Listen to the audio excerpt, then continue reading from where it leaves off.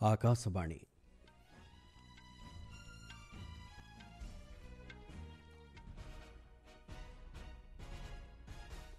संवाद पढ़ुछंती चंदन घोष। मुख्य संवाद भारतीय सेनाबाहिनीर विजन 2047 को उन्मोचन करने सहित देश निर्माण रे सेनार अवदान संपर्क में आलोकपात करिसेंती प्रधानमंत्री।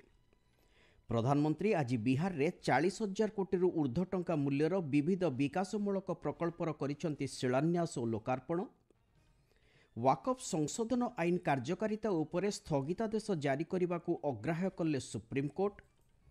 समग्र देश को खूब शीघ्र नक्सल मुक्त कराजिबो बोली स्वराष्ट्र मंत्री दृढ़ोक्ति। एवं हैदराबाद ठारे आसंता काली गुरुत्वपूर्ण रणनैतिक खनिज ब्लॉकर षष्ठ पर्याय नीलामर शुभारंभ करिवे कोयला और खनि मंत्री।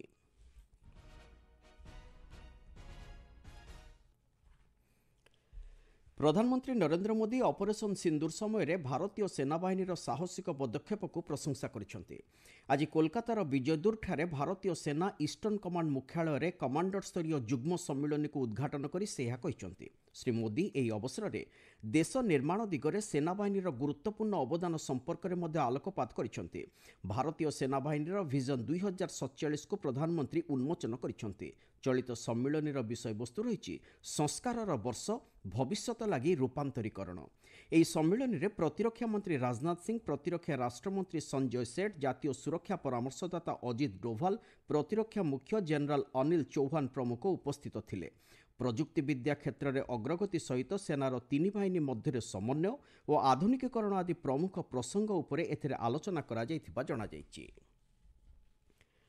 प्रधानमंत्री नरेंद्र मोदी आज बिहार में 40,000 कोटी ऊर्ध्व टंका मूल्यर विभिन्न विकासमूलक प्रकल्पर लोकार्पण और शिलान्यास करिसेंती।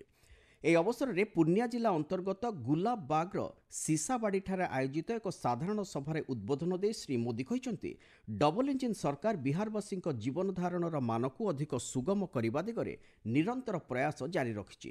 ବିହାରର ଏହି ବହୁବିଧ କଲ୍ୟାଣକାରୀ ପ୍ରକଳ୍ପ ସମ୍ପର୍କରେ ସୂଚନା ଦେଇ ଶ୍ରୀ ମୋଦି କହିଛନ୍ତି, बिहार के विकास के लिए करीब 40,000 करोड़ रुपया की परियोजनाओं का लोकार्पण और शिलान्यास हुआ है। रेल, एयरपोर्ट, बिजली, पानी से जुड़ी ये परियोजनाएं सीमांचल के सपनों को पूरा करने का माध्यम बनेगी। आज यहाँ 40,000 से ज्यादा लाभार्थियों को पीएम आवास योजना के तहत पक्का घर भी मिला है। इन 40,000 परिवारों के जीवन में आज एक नई शुरुआत हुई है।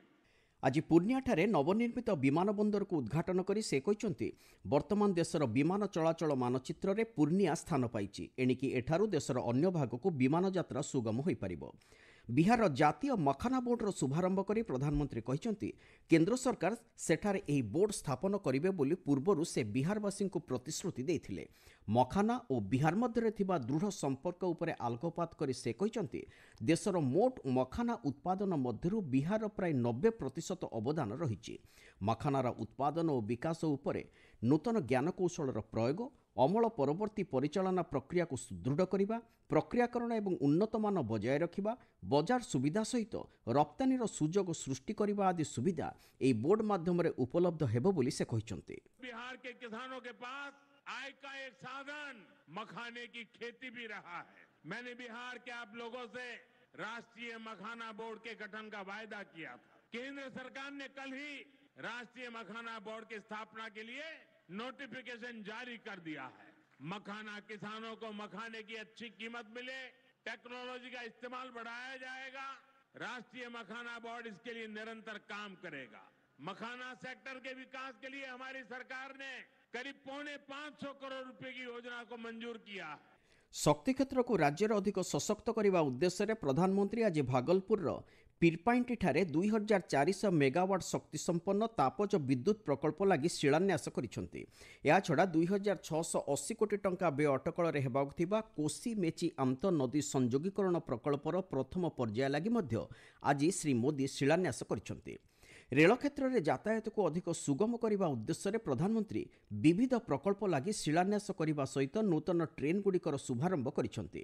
ରାଜ୍ୟରେ ଏ କ୍ଷେତ୍ରରେ ନିଆଯାଉଥିବା ପଦକ୍ଷେପ ସମ୍ପର୍କରେ ଆଲୋକପାତ କରି ଶ୍ରୀ ମୋଦି କହିଛନ୍ତି, इस पूरे क्षेत्र को आधुनिक हाईटेक रेल सेवाओं से भी जोड़ा जा रहा है। आज अररिया गलगलिया नई रेल लाइन का उद्घाटन हुआ है। विक्रमशिला कटरिया नई रेल का शिलान्यास भी किया गया। Buxar Bhagalpur high speed corridor के मोकामा मुंगेर सेक्शन को मंजूरी दे दी है। इससे मुंगेर जमालपुर भागलपुर जैसे इंडस्ट्रियल हब को बहुत फायदा होगा। सरकार ने भागलपुर दुमका रामपुर हाट रेल लाइन के दोहरीकरण को भी मंजूरी दे दी है।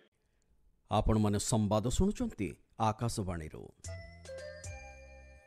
वाकफ संशोधन आईन 2025 कार्यकारिता उपरे स्थगितादेश जारी करने लगी सर्वोच्च अदालत अग्राह्य करिसेंति।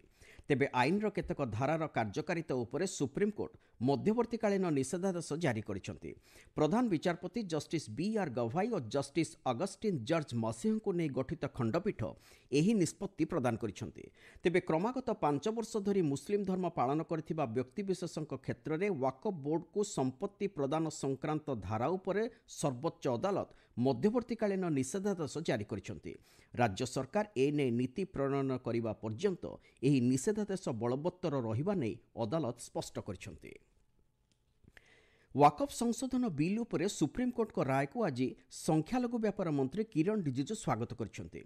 मुंबई ठारे गणमाध्यम सहित कथबार्ता बेले निजर प्रतिक्रिया दे से कहिसेंति, संसदर इतिहास रे सर्वाधिक समय आलोचना परे एही बिल पारित होईछि। एहा द्वारा समग्र मुसलमान संप्रदाय उपकृत हेबे बोली श्री रिजिजू कहिसेंति। सुप्रीम कोर्ट ने वक्फ अमेंडमेंट एक्ट को पूरा सुनवाई करके जो आज ऑर्डर पास किया है, मैं इसका स्वागत करता हूँ। वक्फ अमेंडमेंट एक्ट में जो प्रावधान है वो संपूर्ण रूप से पूरे मुस्लिम कौम के लिए फायदा पहुँचाने वाला है और वक्फ बोर्ड के माध्यम से जो कब्जा करते थे वो भी बंद हो जाएगा और वक्फ प्रॉपर्टी से जो भी फायदा होगा वो मुस्लिम महिलाओं के लिए, मुसलमानों में भी जो गरीब है उनके लिए काम आने वाला है।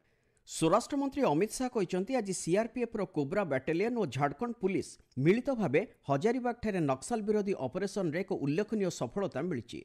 सामाजिक गणमाध्यम रे पोस्ट करी श्री शाह कहते एही ऑपरेशन रे कुख्यात नक्सल कमांडर सहदेव सोरेन निहत होईछि। सहदेव लगी 1 कोटी टंकार नगद पुरस्कार राशि घोषणा करा जायथिला। एथि सहित अन्य 2 सहयोगी रघुनाथ हेम्ब्रम और वीरसेन गांझू जहांको नाम रे मध्य आर्थिक पुरस्कार राशि घोषणा करा जायथिला सेमानकर मध्य मृत्यु होईछि बोली श्री शाह कहते। उत्तर झारखंडर बोकारो अंचलरू नक्सलवाद संपूर्ण रूपे शेष होईछि बोली स्वराष्ट्र मंत्री कहवा सहित समग्र देश को खूब शीघ्र नक्सल समस्या मुक्त कराजिबो बोली दृढ़ोक्ति प्रकाश करिसेंति। कोयला और खनि मंत्री जी किशन रेड्डी आसंताकाली हैदराबाद ठारे गुरुत्वपूर्ण और रणनैतिक खनिज ब्लॉक 6ठ पर्याय नीलामर शुभारंभ करेंगे। यह पर्यायर विभिन्न राज्यर 4टी ब्लॉक को अंतर्भुक्त करा जायछि। ए पर्यंत 5टी पर्यायर विभिन्न राज्य में 34टी ब्लॉक को नीलाम करा जाय सारिछि एवं एथिरु आसुथिबा राजस्व संपृक्त राज्य सरकार को राजकोष को जाउछि बोली कोयला और खनि मंत्रालय पक्षरु दिया जायथिबा एक विबृत्ति रे कुहा जायछि। आकाशवाणीर द्विभाषिक फोन इन कार्यक्रम पब्लिक स्पीक रे आज राति 9:30 मशाबाहित रोगर कारण और निराकरण संपर्क में प्रसार कराजिबो। राष्ट्रीय भूताणुबाहित रोग नियंत्रण केन्द्रर निर्देशक डॉक्टर तनु जैन एवं ग्रेटर नोएडा सरकारी आयुर्विज्ञान प्रतिष्ठान सहकारी प्रोफेसर डाक्टर सुप्रकाश मंडल आलोचन में अंशग्रहण करेंगे। कार्यक्रम समय श्रोता मैंने सेमानकर प्रश्न पचारि पारिबे। एथिपाई सेमानकु 011-2371-7117 और 011-233-14444 नंबर को डायल करने को पड़िबो। यह व्यतीत श्रोता मैंने 9289094044 नंबर को व्हाट्सएप एवं सामाजिक गणमाध्यम एक्स रे #AskAir माध्यम प्रश्न पचारि पारिबे। चलित वर्ष स्वाधीनता दिवस अवसर में ऐतिहासिक लालकिल्लार अभिभाषण देवा समय प्रधानमंत्री नरेंद्र मोदी दीपावली सुधा आगामी पीढ़ी लगी वस्तु और सेवाकर जीएसटी संस्कार कार्यकारी होगा संपर्क में घोषणा करते। चलित मास 3 तारिख में अनुष्ठित जीएसटी परिषद बैठक में विभिन्न क्षेत्र में टिकस हार को ह्रास कर ग्लोव्स क्रीड़ा सरंजाम साधारण व्यायाम करने लगी आवश्यक जंत्रपाति समेत विभिन्न क्रीड़ा उपकरण उपर जीएसटी हार 12% रु 5% को ह्रास कर द्वारा यह सब उपकरण जनसाधारण को केवल सुलभ मूल्य में उपलब्ध हेबो नहीं बरं क्रीड़ा माध्यम बाल्यावस्था को अधिक प्रोत्साहित करा जाय पारिबो। मुख्य संवादगुड़िक पुणी थे। भारतीय सेनाबाहिनी विजन 2047 को उन्मोचन करने सहित देश निर्माण में सेनार अवदान संपर्क में आलोकपात करिसेंति प्रधानमंत्री। प्रधानमंत्री आज बिहार में 40,000 कोटी ऊर्ध्व टंका मूल्यर विविध विकासमूलक प्रकल्पर करिसेंति शिलान्यास और लोकार्पण। वाकफ संशोधन आईन कार्यकारिता उपरे स्थगितादेश जारी करने को अग्राह्य कले सुप्रीमकोर्ट। समग्र देश को खूब शीघ्र नक्सल मुक्त कराजिबो बोली स्वराष्ट्र मंत्री दृढ़ोक्ति। एवं हैदराबाद आसंताकाली गुरुत्वपूर्ण और रणनीतिक खनिज ब्लॉकर 6ठ पर्याय नीलामर शुभारंभ करेंगे कोयला और खनि मंत्री। संवाद शेष होला।